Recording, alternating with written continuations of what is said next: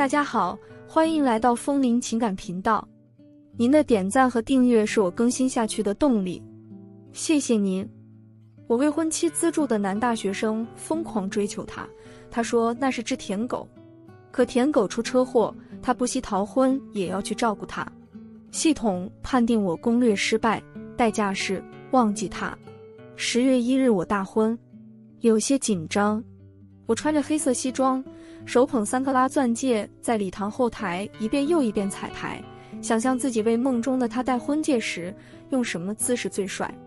未婚妻提着婚纱急匆匆向我跑来，不好了，老公，徐行出车祸了。我眉头不自觉皱了一下。我其实不太愿意提及徐行，也不太能看得起他。那是个拈着兰花指的妖艳男人，喜欢化妆戴耳环，还画银色的眼线，在我看来是娘炮，但未婚妻说我不懂，她说那是一种能激发起女人母性，让女人怜惜的破碎感。我不想过多讨论这个话题。徐行是我未婚妻家资助的男大学生，一直都很喜欢他。我未婚妻知道这事，也曾当着我的面明确拒绝了他，希望他别来打扰他。可是他阴魂不散，又是手工编织包包，又是化身簪郎，给我未婚妻把孔雀毛制作仿点翠发簪，还买早餐午餐，说是朋友间的礼物。我倒没觉得有多大威胁，毕竟我条件比徐行好太多。可有一天，我看见未婚妻带着徐行送她的仿点翠发簪，心里头有点不对味，就凉凉讽了句，也就他能干出这些廉价而无用的事了。未婚妻白了我一眼，有钱了不起啊，说的好像你出身有多高贵似的。一句话刺了我个透心凉。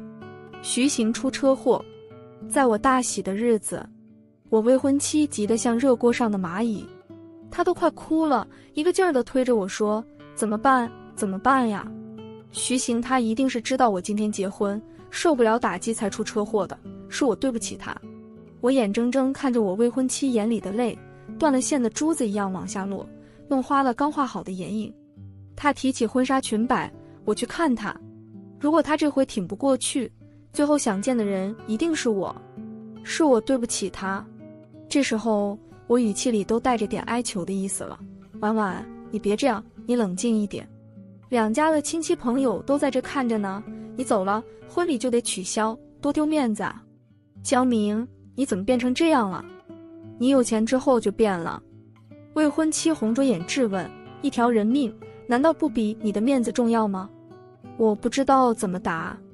一晃神的功夫，我未婚妻就提着婚纱嘟嘟跑出礼堂大门了。这一刻，我脑海中响起一个机械女声，宿主，您攻略失败，请求删除您关于攻略对象的记忆。我尴尬笑笑，只得对着满堂宾客举起酒杯，各位来宾，在这个举国欢庆的日子里，让我们一起举杯，祝福祖国母亲生日快乐。夜晚逃婚后，我去医院找他，念着徐行受伤了，我得带点鲜花水果慰问，就叫司机去买。我一个人坐在车里抽烟。我看见医院门口，夜晚和徐行2个人有说有笑地走出来。我垂了一下眼睛的功夫，徐行突然在他鼻梁上轻刮了一下。夜晚低头咯咯地笑，我的烟叼在嘴角，打火机连打3次没打着。直到这个时候，我才正眼去看这个徐行。过去我从没把这男人放在眼里，因为我觉得他不像个男人。韩流明星样的头发，锥子脸，一双眼睛水汪汪的，左耳还有个星星耳钉，说话柔声细语，台湾腔，说起话来每到最后一句都要加上一个的啦。我想请他吃个桃桃。他现在还在上大4，家庭条件不好，身体也不好，大学学费和生活费都是夜晚家资助的。我再怎么说也是本市豪门，夜晚没道理气我选他。但这个时候我淡定不起来了。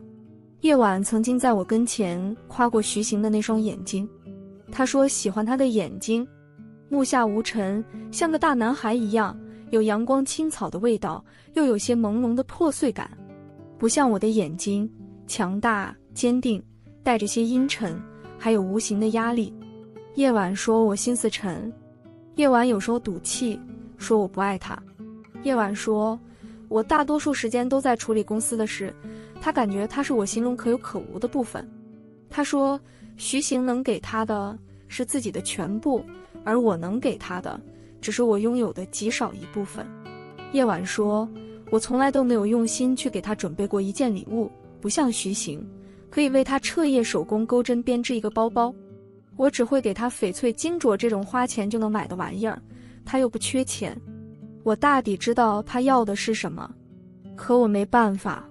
我出身极低，如果只是穷也便罢了。我爸是强奸犯，我妈跑了，奶奶又常年卧床。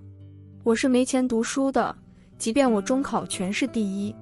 我从小受了太多的白眼，从建筑工地上的泥瓦工做起，为了在老板跟前表现，替他挡刀，得到赏识后，又替老板做些收高利贷、强拆之类的烟杂事。后来成立自己的建筑公司，再投资房地产。我是走了太远太远的路，才走到叶婉身边的。曾经那双清澈的眼，也都遗失在路上了。为了叶婉，我可以万山无阻，却没办法再活一回。叶婉在我车窗上敲了2敲，露出一张粉嫩的小脸。阳光下的她在向我笑。有那么一瞬间，叶婉的脸在我眼前模糊了，我看不清她。系统冷冰冰的声音响起：宿主，您攻略失败，请求抹去您关于攻略对象的记忆。我的记忆瞬间碎裂成千份万份，小窗口一样罗列在我眼前。14岁，我在叶婉父亲的工地上做泥瓦工。叶婉抱着个毛茸茸的粉红顽皮豹，被他的老板父亲带过来体验生活。他像个粉妆玉砌的瓷娃娃，他的酒窝很深，漩涡一样，噌的就把我的心给攥住了。我都不敢抬头看他。14岁，工地丢了钢筋，师傅摁住我往死里打。其实那会儿已经约定俗成了，只要发生坏事，所有人都会推给我。强奸犯的儿子，狗拉一泡屎，都是我拉的。我习惯了，我活成了一条赖皮狗。我自暴自弃，我觉得我这一辈子也就这样了。是小小的夜晚，穿着她的花裙子、粉皮鞋，嘟嘟嘟跑过来，面红耳赤地跟人争辩，说她一直看着我，我根本就没有偷钢筋。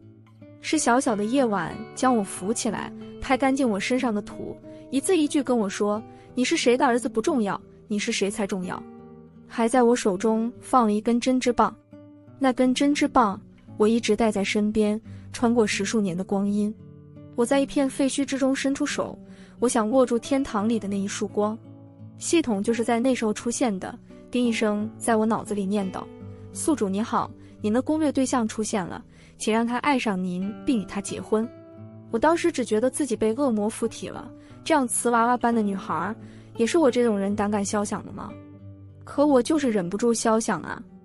攻略吗？不是的，那不是攻略对象，那是让我死而复生的信仰。我走了很远很远的路，才来到他的身旁，可他似乎要丢下我了。系统，宿主，您攻略失败，请求抹去您关于攻略对象的记忆。我看着我关于夜晚的记忆，一点点碎裂、湮灭、消散无痕。我的手穿过车窗，一把抓住夜晚的手，我头上大滴大滴的汗珠落下来。婉婉，跟我结婚，快上车，就现在，快去，来不及了。夜晚身后的徐行脸色变了变，忽然他剧烈地喘息起来，面色苍白如纸，然后就那么活生生、无比脆弱地捧着心口，在我眼前娇滴滴地晕倒了。他一只手还牵着夜晚的衣角，怪异而凄惨地哀求道：“不要，不要，不要这样对我！你知道，我的心将那脆弱的样子做了个十足使。”夜晚一把挣开我的手，蹲下身扶他：“徐行，徐行，你可不能有事。”说完，又嗔我一句，刺激他：“你故意的！”在他出车祸、伤还没好的时候，江明，我没想到你居然是这种人，我拜托你善良一点。他一把推开我，扶着徐行往医院走。系统，宿主，您攻略失败，请求抹去您关于攻略对象的记忆。我大口大口地喘着气，我说不行，我还没输。我疯狂砸着车玻璃，砸到右手血肉模糊，我用尖锐的疼痛来刺激自己保持清醒。我嘶吼着，不行，我还没输，我还没输。系统，宿主，您攻略失败，系统将强制抹去您关于攻略对象的记忆。我疯了一样的叫嚣着，我还没输。忽然身后传来轰隆一声巨响，我两眼一黑，不省人事。晕倒前，我听见系统说，宿主，您没有输，是您的攻略对象让您输了。我醒来在医院，一群人乌泱泱围在我身边。董事长，您终于醒了。医生说您没有大碍，多喝热水就好了。所以日益那块地，您的意见是？董事长，政府那边关于建集资房的招标，我们已经拟好了标书，最后还得请您过目一遍。董事长，我揉了揉眉心，示意先给我倒杯热水。一个看起来挺嫩的小姑娘凑到我身边，泪眼盈盈，差点没把我扑倒。老公，你终于醒了。对不起，我那天应该和你去结婚的，不然你也不会出车祸。是我对不起你。我伸出手把他给挡开了。男女授受不亲，生意人的大忌就是乱搞男女关系。我疑惑着看向助理，这位是助理不无讥讽，江总，这是您未过门的夫人，您不认识啦？什么？我看了看这小姑娘，她眼神清澈，闪着一种不太聪明的光。像我这种家庭，结婚应该是家族联姻式的。我是个创一代，找老婆还是希望能找个强势精明的，强强联合。这小姑娘不谙世事，我们不合适。我问助理，这是谁家千金？叶氏置业，独女，叶婉。叶氏已经走了3年的下坡路，家族继承人吃喝嫖赌，内部消息是资不抵债，没意外的话，不久就会破产，与这个叶婉联姻不合适。未过门，怎么回事？助理不敢表现出来，但我从他的眼神之中看出来，他此刻看我就像看个傻逼。江董，您可能受伤忘记了，3年前您和这位小姐举行了婚礼，她呀，为了别的男人逃婚了。我瞪大了眼，2023年了，竟还有逃婚的事。你不喜欢可以不嫁，答应了就不要反悔。不过也正好。我看向叶婉，叶小姐，3年前您在婚礼上弃我而去，想来应该心有所属。君子成人之美，我就不打扰了。我会尽快叫人去退婚，您不必有心理压力。叶婉看着我呆住了，瞬间眼泪就扑簌簌往下掉，她的嘴唇都在发抖。老公，你这都是在说什么呀？你这是不要我了吗？我是生意人，不是菩萨。没道理，女人一哭就心软。我也弄不明白，弃我而去的女人为什么还会为我哭？只是歉意笑笑，让助理把她送回。受伤这几天，我落下的工作很多，处理完已经半夜12点了，正打算冲个热水澡呢，我电话响了，低头一看，备注叶婉。接起手机，他就大声质问我，江明，我不主动联系你，你就不给我打电话啦？我把手机拿远了些，叶小姐，怎么了？叶婉哇一声哭了。江明，你在生我的气，你是在故意装失忆气我的吗？他吸溜了下鼻子，那我告诉你，你成功气到我了。我现在很伤心，你赶快给我道歉。我轻轻揉着太阳穴，装失忆。叶小姐，你觉得我江某人是这样无聊的人？我的时间很多吗？陪你演这种连续剧。我干笑2声，叶小姐，你没特别的事就别我打电话，有特别的事找助理，一切按程序。叶婉哭得伤心，一抽一抽地说，江明，我那天不是故意逃婚的，我只是以为徐行快死了，那说明已经做出了选择，成年人要为自己的选择负责。我说完挂了电话，去淋浴房洗了个热水澡。想了想，我又给生活秘书发了个邮件，要他明天一大早去叶家府上退婚。之所以不亲自去，原因很简单，叶家女儿当众逃婚，打我江家的脸。我没那么好说话。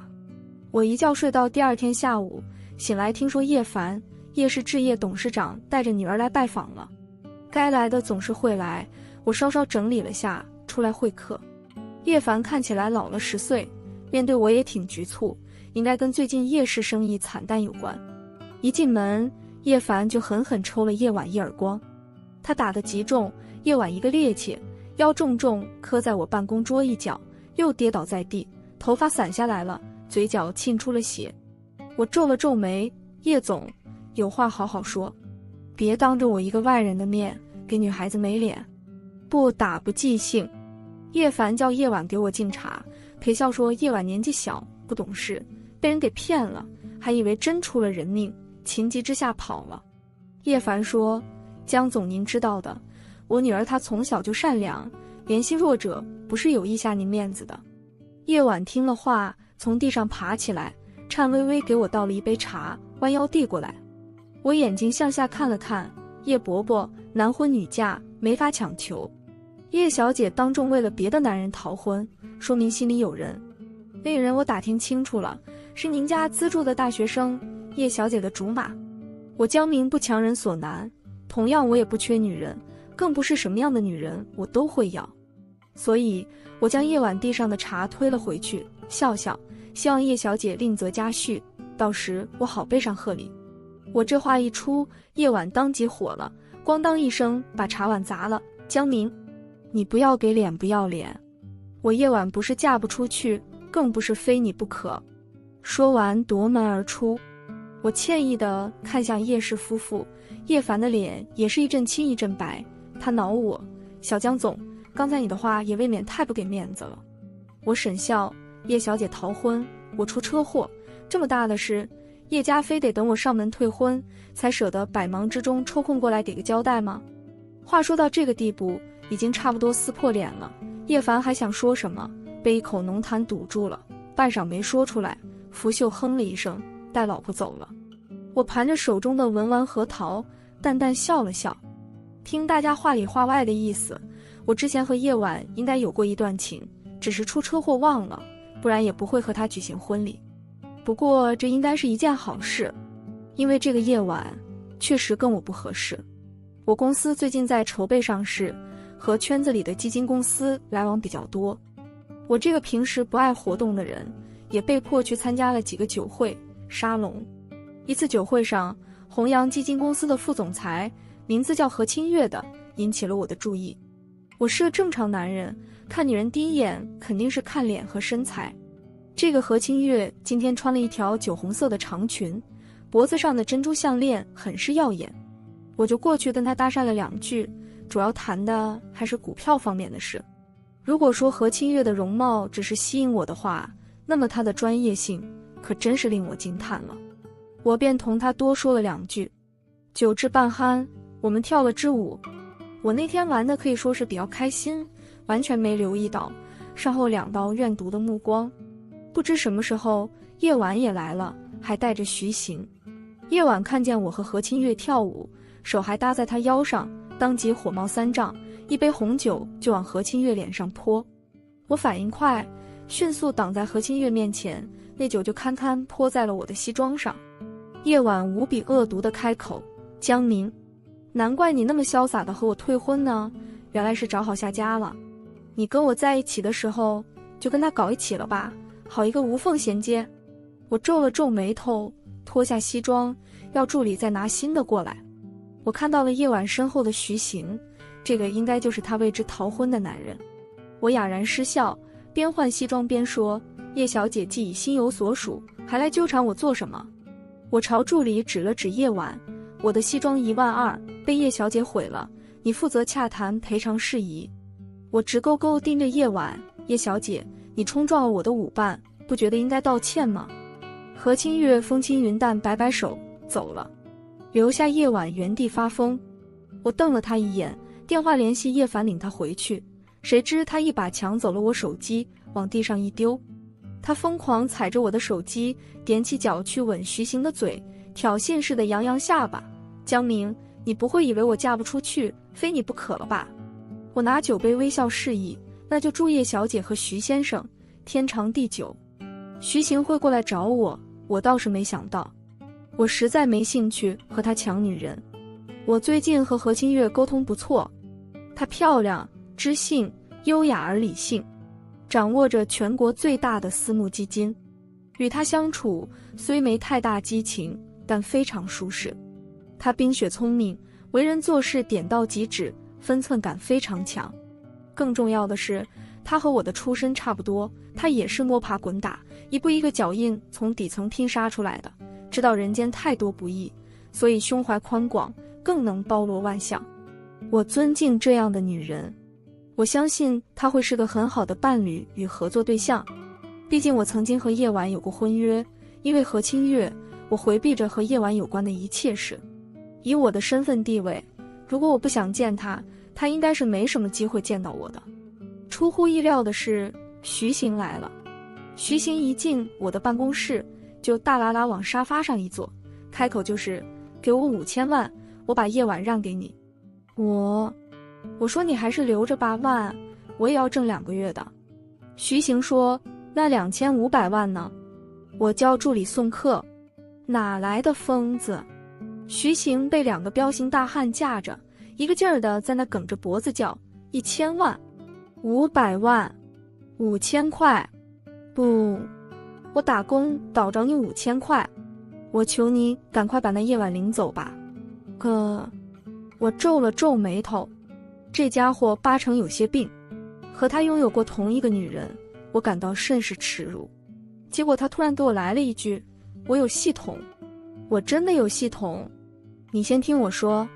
系统这个我记得他在很久之前出现过，说我生活的世界其实是一本书，我在书里的任务是要叶婉爱上我并跟我结婚。然后前段时间叶婉逃婚，他跟我说我任务失败，删除了我关于叶婉的记忆，所以我应该是把叶婉给忘了。这没什么，本来就不合适。但这徐行是怎么回事？我摆了摆手，示意将徐行放进来。徐行也不跟我兜圈子了，直接苦笑一声，哥，你看我现在的样子像什么？我沉默了一下，娘炮。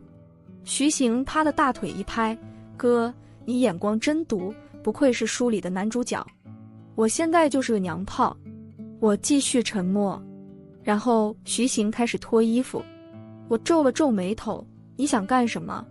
很明显我喜欢女人。徐行哇一声哭了，他疯狂撕扯着我办公室的纸巾，我去抓他，我说你冷静一点。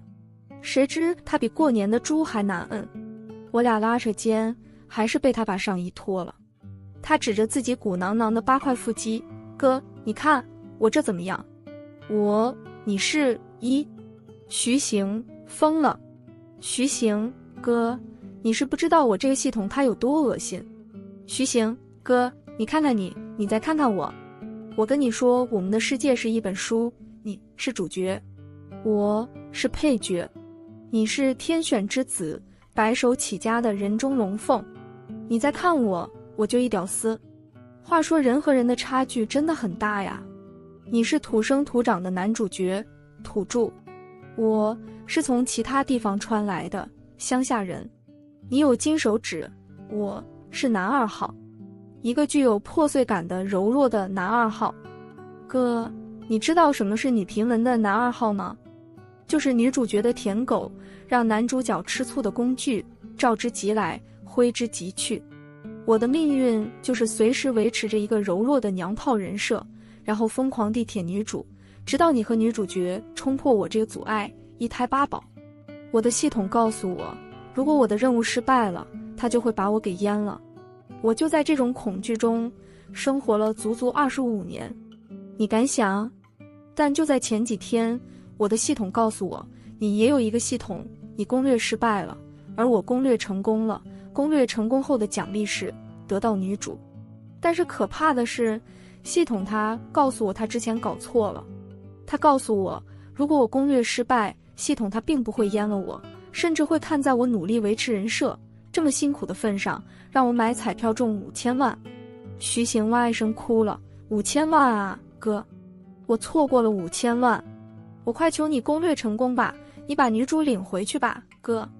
我知道你不缺5000万，但是你缺女主。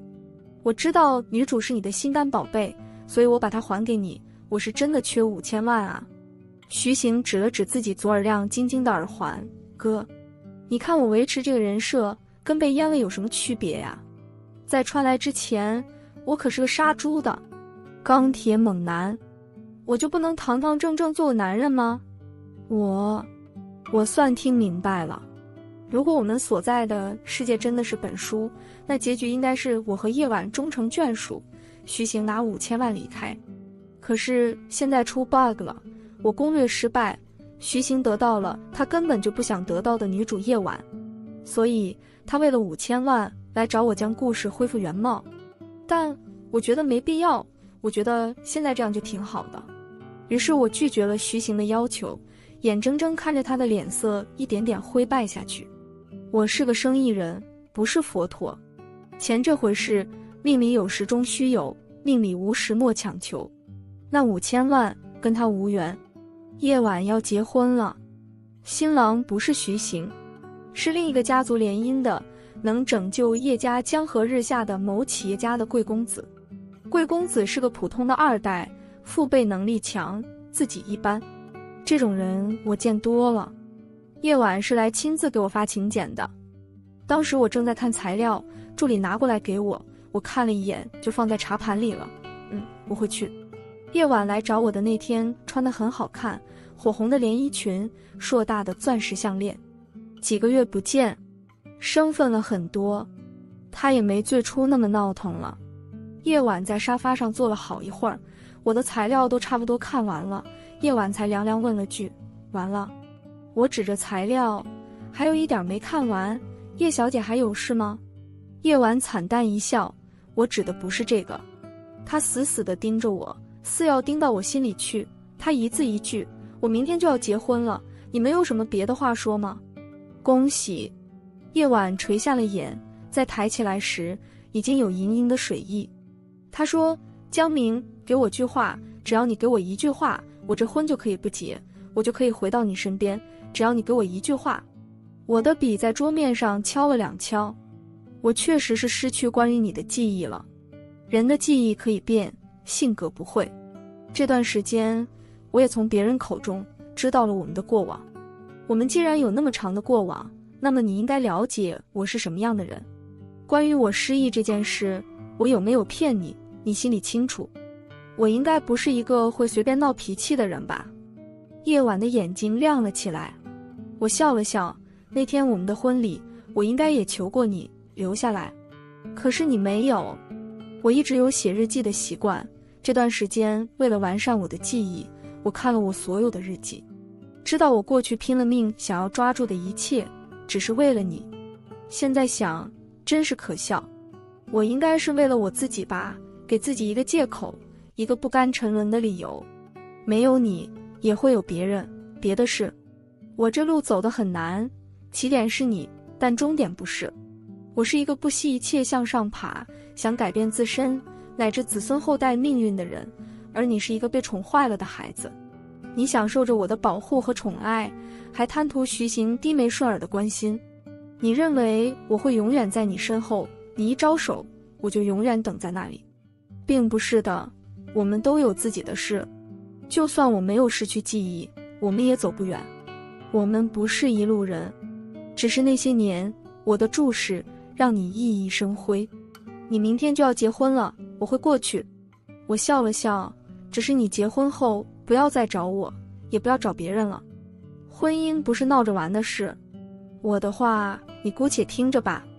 夜晚看着我，像第一次认识我那样，直勾勾看着我，然后咬牙切齿说了一句：你看不出来我这么仓促结婚只是为了气你吗？我喝了一口茶，给卡在了嗓子里，我拼命咳嗽起来。感情是我刚才说那么多，他是半点都没往心里去。也罢，我不久也要结婚了，与何清月。没意外的话，我们这辈子都不会再见了。尾声从那之后，我再没见过夜晚。当然，他的婚礼我去了，他婚礼上一直在哭，人们都说他是哭嫁，离不开父母。我看了一眼就走了，回头看他提着裙摆追着我的背影，眼神迷茫，却被他的新郎架住。我笑了笑，走了。不久后我也结婚了，我们移民去了澳大利亚，国内的一切都与我无关了。只是有一次回国办事，听人说叶晚过得不好，叶家破产，叶晚寄人篱下。拎不清的他一直念叨着我，动不动就跑去我公司，跑去我在国内的房子，我和他一起走过的地方，还在微博上瞎写，说他不能把爱过的再爱一遍，总得把一起走过的再走一遍。被她老公知道了，然后两人开始3天2头的吵架。3番2次后，她老公也不理她，径直在外头养女人了。然后她活生生将自己熬成了怨妇，就那么一直纠缠着，死不了也活不好。其实能预料得到，不过与我有什么关系呢？我的公司成功上市，我的娇妻生了一对龙凤胎，我的人生幸福美满，也没什么不如意的。好了，这篇文章到这里就结束了，不要忘了右下角点击订阅，谢谢大家。